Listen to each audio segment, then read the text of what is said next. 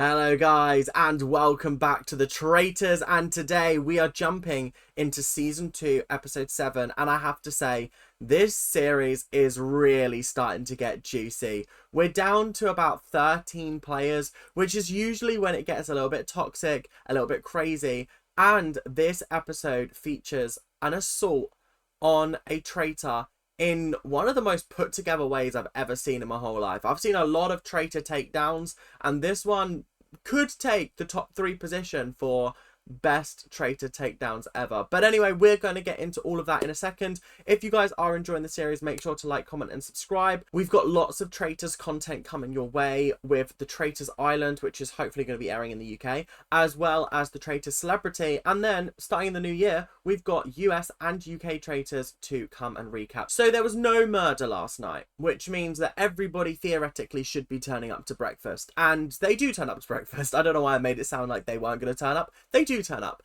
and I have to say it was interesting, this breakfast. There's a lot of things going on. First of all, we've got Kat apologizing to Mark and Mark apologizing back. I'm glad that they had that moment, because I came out of the last episode feeling a little bit disgruntled and annoyed with Kat. The way that she was talking to Mark was not very nice, very disrespectful, but the way that she addressed it at the breakfast table, I'm fully on board with that. And I like her again. So that's all good. Then we have some game talk. Jason is starting to bring up the fact that Whitney voted Jackie out, which is very concerning, because that means that traitors could potentially be voting other traitors out. Yes, Jason. Well done. Welcome to the game. Thank you very much. Well done for joining us. Then we've got Mike coming in being like, guys, I feel super relaxed. I feel amazing. I don't feel like I'm in any danger whatsoever. Followed by Utah coming in and being like, yeah, I'm taking Mike down today. The editors had a lot of fun editing this, because this was genuinely one of the best moments of the episode. Then we got Bailey coming in and talking to Jane. Now, obviously, she doesn't know that Jane is a traitor, but she's talking to Jane and basically being like, yo, I think it's Mike, because I don't think it's Noel.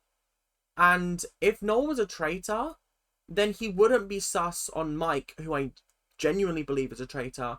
And he was sus on Mike from like day one.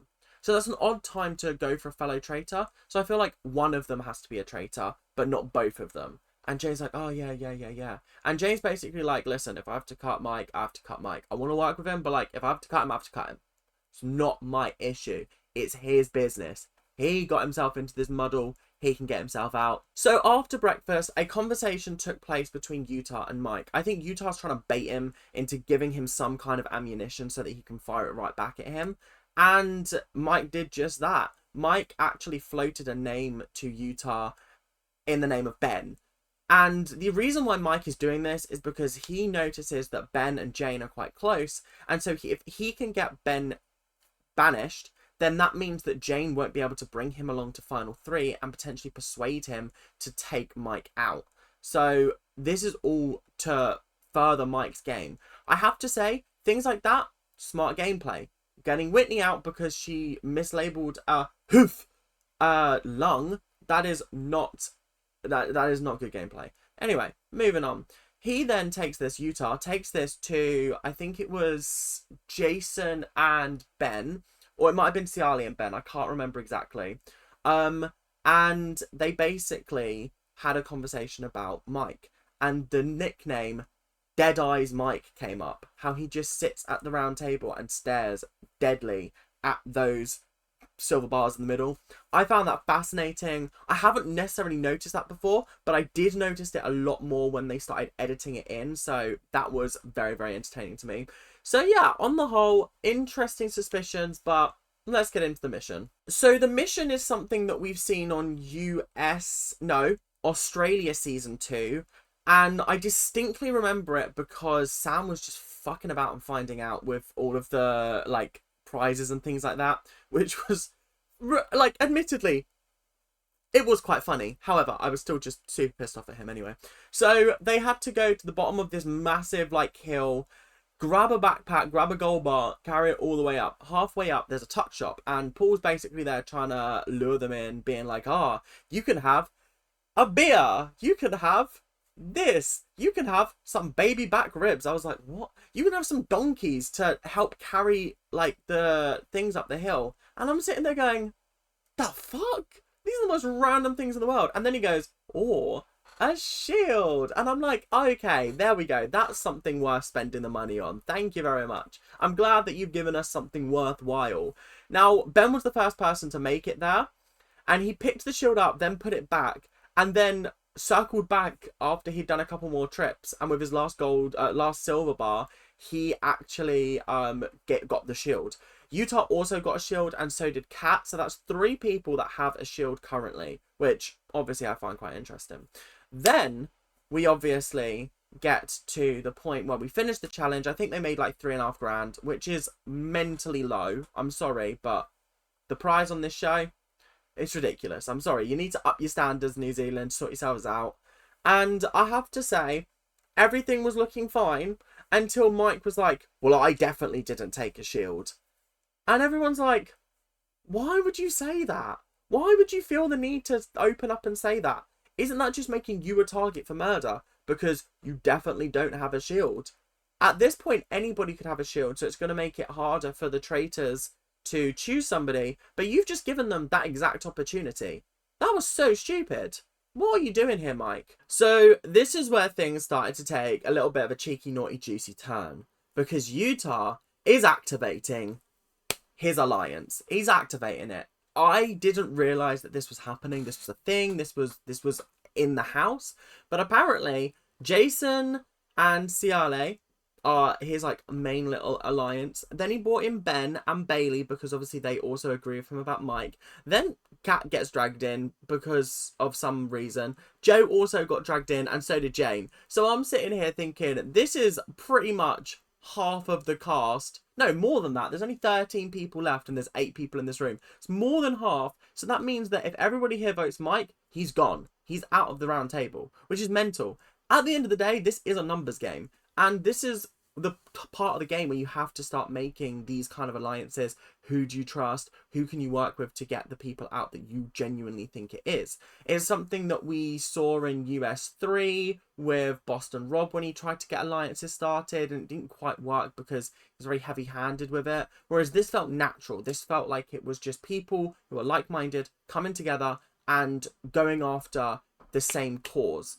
So I have to say, it was a good move from Utah. I definitely think that he's playing a better game than I gave him credit for in the first half, because he's making power moves now. He can get Mike out in this round table, and he doesn't have to worry about murder. He has a shield. Him and Ben owned up to it.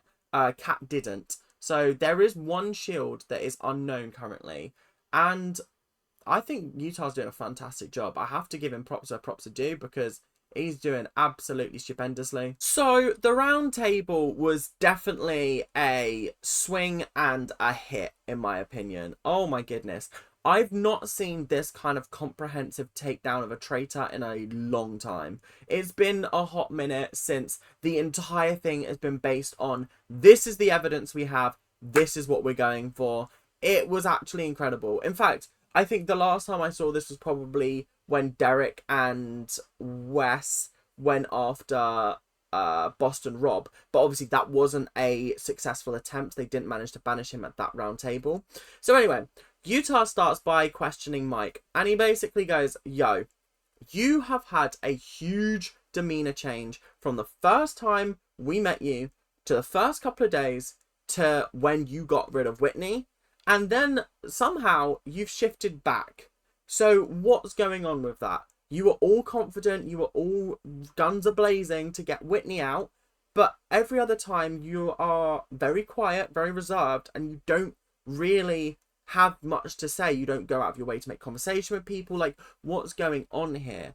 And Mike's just like, oh, I'm just trying to play an honest game. I'm playing the most honest game, guys. And I'm like, what do you mean you're playing the most honest game? Nobody here is playing an honest game, because you can't be honest. You can say I'm a faithful, but like, that is you being honest, but nobody can take that as you being honest. Does that make sense? Truth has to be confirmed by 2 parties. Okay? That's how these things kind of work.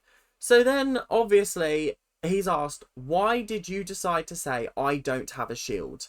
And I'm thinking this is a fantastic question, because there was literally no reason for him to do that. It actually makes him look like more of a traitor, even though they were trying to paint it out to be, oh, maybe it's a faithful move. No, it makes him out to be more of a traitor, because no faithful is going to paint that target on their back and be, yo, I'm the one that could be murdered tonight because I definitely don't have a shield. Either that or it's a double bluff trying to lure the traitors in. But equally, I just don't see the reason why you would even mention it in the first place. Like, there actually is no reason. And then and then Mike's like, oh, it's because there's no pressure on me. And I'm like, what? What do you mean there's no pressure on you? I think Utah was trying to get him to be like, oh yeah, there's pressure on you because you're a traitor. And Mike's just like, no, there's no pressure on me. And Mike's like, and Utah's like, not even as a traitor? Not even as a faithful? And I'm sitting there thinking, yeah, hang on a minute. There would be pressure on you as a faithful and as a traitor. So this whole there's no pressure on me vibe is not working. And he's like, oh, it's because I really thought I was going to get killed the night after Whitney was banished, but they went for Brett instead. And Utah's like, well, why do you think they went for Brett? Because you're a traitor. And he's like, no, I just survived, and now every single day is a bonus, so there's no pressure on me now. And I'm just sitting there and I'm thinking, this Donny's got no clue. Not a Scooby, not a Danny. There's literally no part of him that has any logical sense in his brain. I actually don't understand what his argument is. Is poor is what his argument is. Utah has got an ironclad defense, and you're just not doing well, I can't lie. I'm sorry. So then, obviously, we move on to a different tact. The tone of Whitney's voice and her looks to you in that round table screamed betrayal. And I was sitting there going, facts. They actually did. They actually did, to the point where I was like, I can't believe more people aren't picking up on the fact that Whitney looks genuinely devastated that Mike has turned on her, and flustered at the fact that another traitor has come for her. And I'm glad that they pointed it out. So then Kat and Ciale started to jump on this, and more people started to speak up around the round table. And then, in a curious decision, Mike decides to go, oh, well, I think it was Bailey, but we had a conversation this morning and I cleared her, so I don't think it's her anymore. But the question was, who do you think it is? And he hasn't given us an answer. He's just said, I thought it was her, but now I've cleared her. How can you clear her? What do you mean? And Bailey turns around and goes, well, you might have cleared me, but I ain't cleared you. I'm still very suspicious on you, mate. And he's like, oh, okay. Fantastic. All that work I put in this morning in that conversation, for nada. For absolutely nothing. So, honestly, at this point, I'm just thinking Mike is on a sinking ship. I think Jane has noticed he's on a sinking ship. There's nothing she can do to save him. And she's just sort of like, yeah, let him drown. Because at this point, I need new traitor mates. Do you know what I mean? I need somebody new in that turret that I can control and that I will not have to put up with this kind of bullshit. Do you know what I mean? Honestly. There was more conversations at the end about Mark. But again, I actually thought that Kat had some good points about the fact that the first person to go was, I think, Janae, and she brought up Mark as a potential suspect. Then Wiramu was the next person to go, and he voted for Mark at the first round table. So I feel like there are a lot of good points that Kat makes, but she's just barking up the wrong tree, isn't she? She's just absolutely on the wrong foot, and I can't lie, just not working out well for her, I can't lie. So, rather unsurprisingly, voting time was a little bit of a landslide, I can't lie. It was a little bit tough to watch as everyone just went, Mike. So Ciale voted for Mike. Mark voted for Jason. I don't know what he's got against Jason, but he's just gunning for this guy and genuinely believes it's him, and it's so funny. Jane is voting for Mike. Kat voted for Mike. Joe voted for Mike. Mike voted for Mark. Donna voted for Mike. Utah voted for Mike. Jason voted for Mike. Noel voted for Mike. Bailey voted for Mike. Ben voted for Mike. Molly voted for Mike. So at the end of that, 11 votes to Mike, 1 vote to Mark, 1 vote to Jason. Interesting round table, a pretty much clean sweep. If Mark had voted, then it would have been unanimous, but obviously Mark's got his own sort of, oh, I think it must be Jason, and I just think you're ridiculous at this point.